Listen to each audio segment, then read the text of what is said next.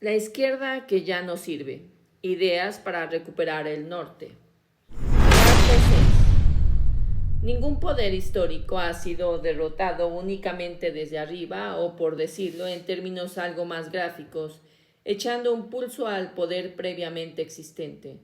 Todos los cambios profundos han necesitado construir previamente otra palanca de poder, un contrapoder diferente al que se quiere combatir. Y el contrapoder de naturaleza distinta al del capital no puede construirse con las mismas herramientas ni los mismos valores que el poder al que se enfrenta. No puede ser jerárquico cuando el poder que combate se sostiene precisamente en la jerarquía. No puede ser individualista cuando el individualismo es el principal instrumento de dominación del sistema. No puede basarse en la acumulación cuando es la acumulación lo que hay que combatir. Su naturaleza tiene que ser radicalmente diferente. Es cooperativo donde el capital es competitivo. Es comunitario donde el capital es individualista. Se basa en el cuidado de las personas y de la vida donde el capital se basa en el lucro. Es democrático en el sentido más profundo y cotidiano del término, donde el capital es oligárquico.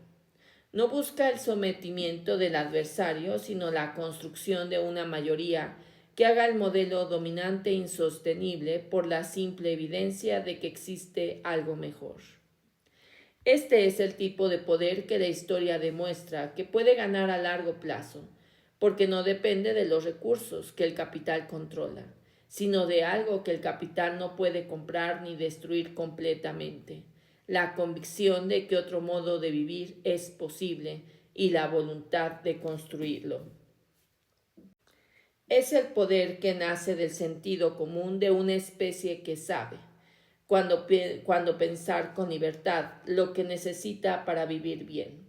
Y es no por casualidad exactamente el tipo de poder que el neoliberalismo se esforzó durante décadas en hacer invisible e impensable. La inversión que lo cambia todo, primero la sociedad, luego la política. De todo lo anterior se desprende una conclusión que tiene la apariencia de una paradoja, pero que es, en realidad, la lección más importante que ofrece la historia del fracaso de las izquierdas de nuestro tiempo. La tarea de quien quiere transformar el mundo con los horizontes y los valores que tradicionalmente defendieron las diferentes izquierdas no puede ser usar la política para transformar la sociedad. Como dije, es al revés. Hay que transformar la sociedad para cambiar la política. Ese principio no puede ser entendido como la renuncia a la política institucional. Tiene que ver con una comprensión diferente y más profunda de cómo funciona el cambio real. Significa entender que las condiciones para que una política transformadora sea posible y sostenible se construyen antes de llegar al gobierno, no después. Es decir, que esas condiciones son sociales, culturales, económicas y organizativas, antes de ser políticas en el sentido institucional del término. Cuando la izquierda llega al gobierno sin haber construido previamente la sociedad alternativa que necesitaría, trabaja con el viento en contra. Cada reforma que amenaza los intereses del poder real encuentra una resistencia organizada y permanentemente que la neutraliza, la revierte o la vacía del contenido, y así no puede transformar al mundo. Transformarlo significa, o requiere, mejor dicho, ir más allá y construir comunidad, donde el neoliberalismo ha construido individualismo.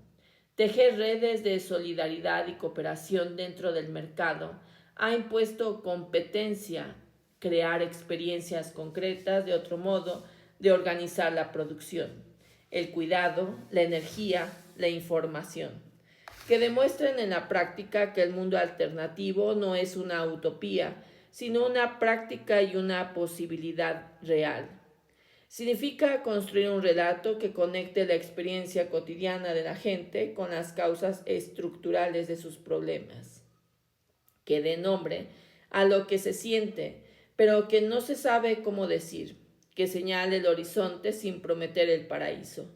Significa desarrollar un sujeto colectivo, no solo votantes y militantes, sino una comunidad organizada y consciente que tenga sus propias instituciones, sus propios medios, sus propios referentes, su propia capacidad de actuar con independencia de los ciclos electorales. Cuando ese trabajo previo se ha hecho, o cuando se ha hecho suficiente, o al menos embrionariamente, la llegada al gobierno tiene una naturaleza y unos efectos completamente diferentes. De entrada, los dirigentes que están allí están respaldados por una sociedad organizada. Ya no llegan en soledad, sino con algo detrás, que están ahí. Un algo que cambia radicalmente el equilibrio de fuerzas frente al poder real. No lo elimina porque el poder del capital seguirá siendo inmenso, pero lo limita y permite que resistirlo tenga un coste menor y que ceder tenga un coste mayor. Una diferencia que lo resume todo. Hay una diferencia final entre la derecha y la izquierda que vale la pena señalar porque es reveladora de todo lo que hemos analizado. La derecha, que usa la política para conservar lo que tiene, puede permitirse el lujo de tener malos dirigentes porque el sistema trabaja para ella con independencia de quien la dirija. El sistema financiero, los grandes medios, las corporaciones, las instituciones internacionales funcionan en la dirección que la derecha establece, aunque sus dirigentes sean mediocres, corruptos o simplemente torpes. La izquierda, en cambio, no puede permitirse ese lujo precisamente porque el sistema no trabaja para ella. Necesita siempre dirigentes capaces, honestos y comprometidos. Ante esa exigencia, la izquierda no puede responder como quizá haya intentado responder la mayoría de las veces o en el mejor de los casos. Es decir, buscando las mejores personas posibles, pero situándolas en el vacío, porque el problema solo se resuelve, como he dicho, construyendo la sociedad y el tejido que llene el vacío. El neoliberalismo lo entendió a la perfección y ha dedicado décadas e infinidad de recursos a destruirlo. Para hacer la proa del progreso habrá que entenderlo muy bien y dedicar el tiempo y energía necesario para reconstruirlo. El vacío que acosa a los dirigentes. Todo lo anterior conduce a la pregunta más incómoda, la que tiene nombres y apellidos. ¿Por qué los dirigentes concretos terminan defraudando tan sistemáticamente?